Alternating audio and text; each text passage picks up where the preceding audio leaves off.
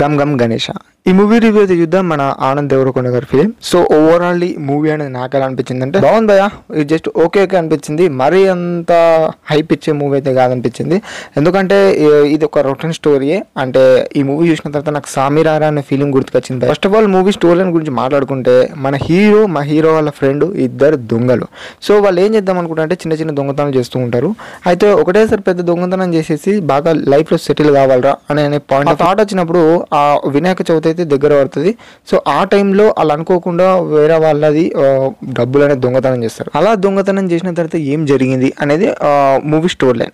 So ఓవరాల్గా movie అనేది బాగుంది అనే పాయింట్ ఆఫ్ లో ఎందుకు చెప్తున్నాను అని అంటే, ఫస్ట్ ఆఫ్ ఆల్ మూవీ నాకు నచ్చింది ఎక్కడ అని అంటే కొన్ని కామెడీ సీన్స్, కొన్ని ఫస్ట్ హాఫ్ లో వచ్చే కొన్ని కామెడీ సీన్స్ కొంచెం నచ్చినాయి భయ్య. అండ్ మన హిమాన్యుయల్ గురించి మాట్లాడాలంటే కొంచెం బాగా అనిపించింది. అండ్ ఇక ఇంటర్వెల్ సీన్ గురించి మాట్లాడాలంటే అది నేను ఆల్రెడీ ఎక్స్పెక్ట్ చేసేసాను.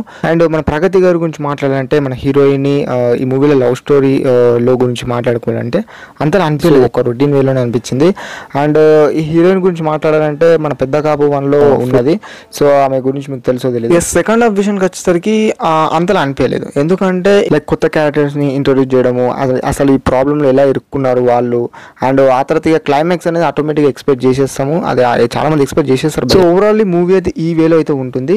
అండ్ మన ఆనంద్ దేవరకొండ గారి ఫిలిమ్స్ లో మన బేబీ ఫీలింగ్ గురించి మాట్లాడాలంటే ఆ మూవీకి ఈ మూవీకి ఏమన్నా తేడా ఉంటుందా భయ్య అంటే ఫుల్లీ డిఫరెన్స్.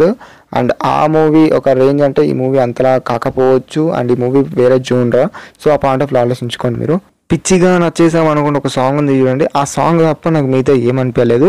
అండ్ మూవీలో బిజినెస్ స్కోర్ గురించి మాట్లాడుతున్నా, అది కూడా అంత టెంప్లెట్ లేదు భయ్య మూవీలో. సో అట్లా అర్థం చేసుకోండి. అండ్ మన ఆనంద్ దేవరకొండ గారి పర్ఫార్మెన్స్ కానీ యాక్టింగ్ కానీ ఇంకా అదర్ క్యారెక్టర్స్ గురించి మాట్లాడుకుంటే అందరూ ఓకే అనిపించింది. ఓకే ఇష్. సో ఇంకా ఈ మూవీ గురించి చెప్పాలంటే థియేటర్లోకి వెళ్ళి చూసేంత సీన్ ఉందా అని అంటే ఇక చూడలేనని చెప్పలేను. కానీ నాకైతే ఈ మూవీకి అజయ్ వాయు వేగం అనే ఆ ఫిలిం బెటర్ అనేది చెప్తాను. ఆ ఫిలిం ఫస్ట్ ప్రియారిటీ నేను ఇస్తాను, ఆ తర్వాత ఈ సెకండ్ అని చెప్తాను. అంటే ఇది నా ఒపీనియన్, నేను ప్రతి ఒక్కళ్ళకు నేను అట్లా. సో దాన్ని మీరు అర్థం చేసుకోండి. And anyways, and Gam Gam Ganesh అనే మూవీ ఎంతమంది చూసారు అండ్ ఎంతమందికి నచ్చిందో అనేది కింద కామెంట్ చేయండి. అండ్ ఓవరాల్ గమ్ గమ్ గణేష్ అనే ఫిలిం రివ్యూ అయితే ఈ విధంగా అయితే ఉంటుంది భయ్య. అండ్ ఇంకా మన ఆనంద్ దేవరకొండ గారికి ఈ మంచి హిట్ కావాలని మనస్ఫూర్తిగా కోరుకుంటున్నాను. అండ్ మూవీని ఫ్యామిలీతో చూడొచ్చా అంటే చూడొచ్చు, నాకైతే అంత అడల్ట్ కంటెంట్ అన్నట్టు ఏమనిపించలేదు. సో ఫైనల్లీ గమ్ గమ్ గణేష్ అనే మూవీ రివ్యూ అయితే ఇదనమాట. అండ్ అజయ్ వాయు వేగం అనే ఫిలిం రివ్యూ అయితే మన ఛానల్లో ఉంది, లేకపోతే ఈ వీడియోలో ఎండింగ్లో అన్న కనిపిస్తుంది, లేకపోతే కార్డ్స్లో అన్న కనిపిస్తుంది, లేకపోతే డిస్క్రిప్షన్లో అన్న పెడతాను. వెళ్ళి ఆ మూవీ రివ్యూ కూడా చూడని వాళ్ళు ఉంటే వెళ్ళి చూడండి.